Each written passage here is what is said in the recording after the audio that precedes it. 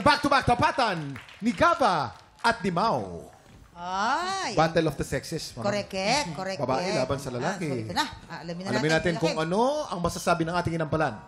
Mamang and Kuya Kim, alam niyo po, itong laban na to, nagtapat ang isang bata or apoy ng youth versus experience. At isa po sa na-realize namin today is that it's never too late for improvement.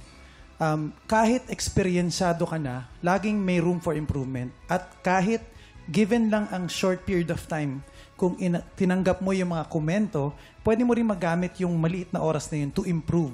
So, ang napili namin ngayon sa laban na to, siya yung nakitaan namin ng improvement. Maraming salamat, Daryl. Ito na, kilalanin na natin ang ating kampiyon ngayon.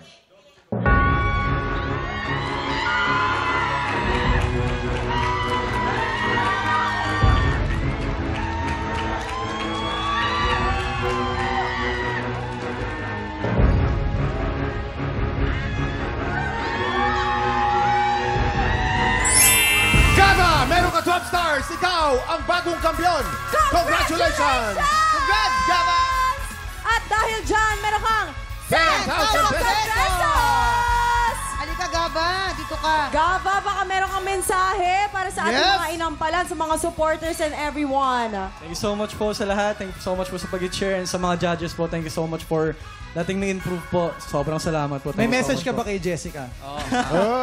Napakaganda niyo po and napakagaling niyo pong judge. Thank you so much po. Hindi pwede yung ganyan. Wala yung mga ganyan-ganyan. Reserve na, kuya. Kaya mo tanongin. Mga tiktropa. Ganda. Baka ikaw na ang hinahanap naming kampiyon. Shoutout po sa mga kapuso nating Pinoy sa Japan. Tuloy-tuloy pa rin po ang audition para sa tanghalan ng kampiyon. Japan! Pumunta lang sa official Facebook page ng TikTok Lock para sa detalye kung paano sumali. Bukas po magpapulit po tayo ng Gava. Kaya po, only blessings po at non-stop kulitan. Kaya kita-kits po ulit tayo dito lang sa TikTok Lock! Muli ang ating kampiyon ngayon, Gava, Austria! Yeah! I just...